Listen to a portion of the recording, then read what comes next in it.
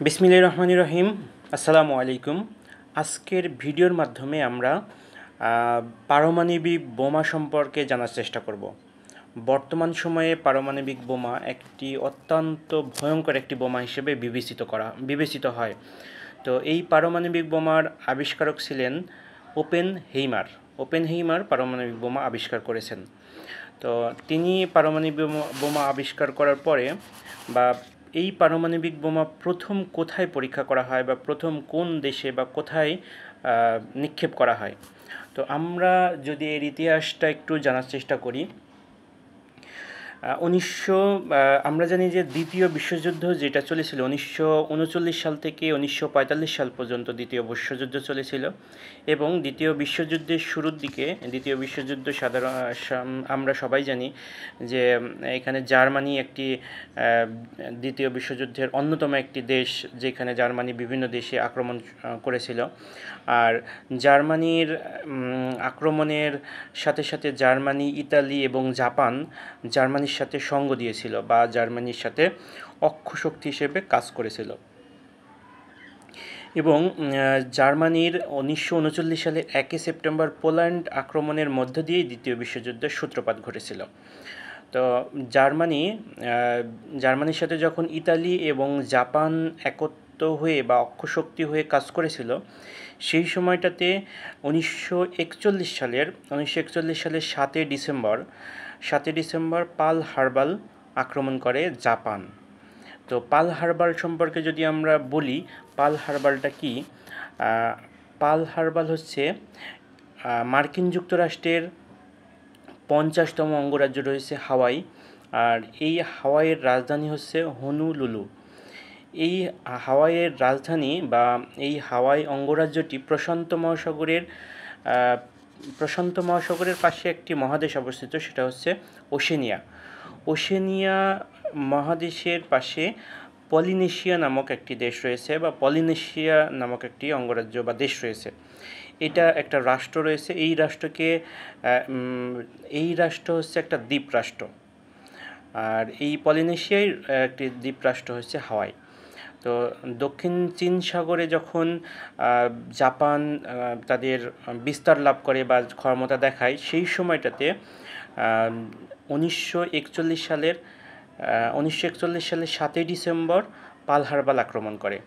তো যখনই Japan pearl হারবারে আক্রমণ করে, সেই সময়টাতে হ্যারিয়াস ট্রুম্যান নামে ওই সময়ে মার্কিন যুক্তরাষ্ট্রের প্রেসিডেন্ট ছিল। তো তিনি তখন দ্বিতীয় বিশ্বযুদ্ধের একটি সূত্রপাত করেন বা মার্কিন যুক্তরাষ্ট্রের এর আগ পর্যন্ত, অর্থাৎ 1941 সালের আগ পর্যন্ত মিত্রপক্ষ বা কোনো পক্ষেরই মার্কিন যুক্তরাষ্ট্র যুদ্ধে অংশগ্রহণ করেনি। কিন্তু যখনই মার্কিন যুক্তরাষ্ট্রের পার্ল হারবারে সেই নৌঘাঁটি ছিল, সেই নৌঘাঁটিতে আক্রমণ করে 1941 সালের 7 ডিসেম্বর, সেই সময়টা থেকে মার্কিন যুক্তরাষ্ট্র সেই দ্বিতীয় বিশ্বযুদ্ধে অংশগ্রহণ করে। তো মার্কিন যুক্তরাষ্ট্র যখন অংশগ্রহণ করে, সেই ঠিক 1945 সালের 6 আগস্ট 1945 সালেই দ্বিতীয় বিশ্বযুদ্ধ শেষ হয়েছে, এবং মার্কিন যুক্তরাষ্ট্র তার নৌঘাঁটিতে আক্রমণের পর থেকে মার্কিন যুক্তরাষ্ট্র যখন যুদ্ধে অংশগ্রহণ করে 1945 সালের 6 আগস্ট জাপানের 2টি শহর ছিল, তার মধ্যে একটি ছিল হচ্ছে হিরোশিমা। সেই হিরোশিমাতে লিটল বয় নামে একটি পারমাণবিক বোমা নিক্ষেপ করে। তো এবং নাগাসাকিতে ব্যাটম্যান নামক 1945 সালের 9 আগস্ট একটি পারমাণবিক বোমা নিক্ষেপ করে। এই দুইটি পারমাণবিক বোমার সর্বপ্রথম যেই নিক্ষেপ, সেটি হচ্ছে সেই জাপানের হিরোশিমা ও নাগাসাকি এই শহরটিতে আক্রমণ চালানো হয়। এবং এই আক্রমণের পর থেকেই মোটামুটি যুদ্ধের লেশ বা যুদ্ধ শেষ হয়ে যাওয়ার একটা প্রবণতা চলে আসে।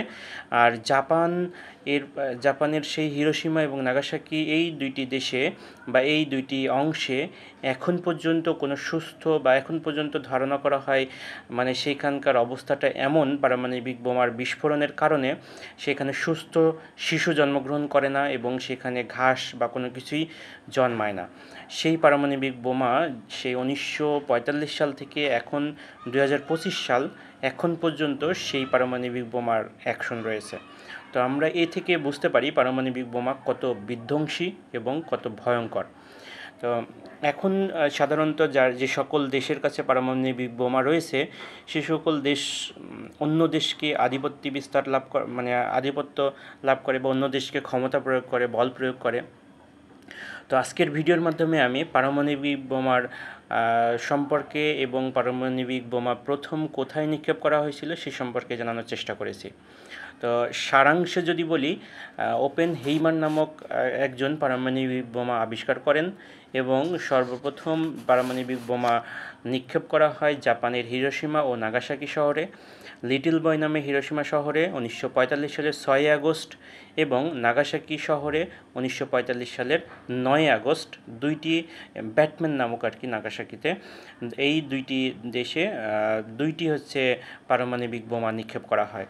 তো এখানে বলে রাখা ভালো, বর্তমানে পৃথিবীর বিভিন্ন দেশে বা অন্যান্য দেশগুলোতে মার্কিন যুক্তরাষ্ট্র, রাশিয়া, চীন, রাশিয়া সহ অন্যান্য দেশগুলোতে বা সবচেয়ে বেশি মার্কিন যুক্তরাষ্ট্র এবং রাশিয়া এই দুই দেশেই পারমাণবিক বোমা রয়েছে। ধন্যবাদ সবাইকে ভিডিওটি দেখার জন্য। আসসালামু আলাইকুম।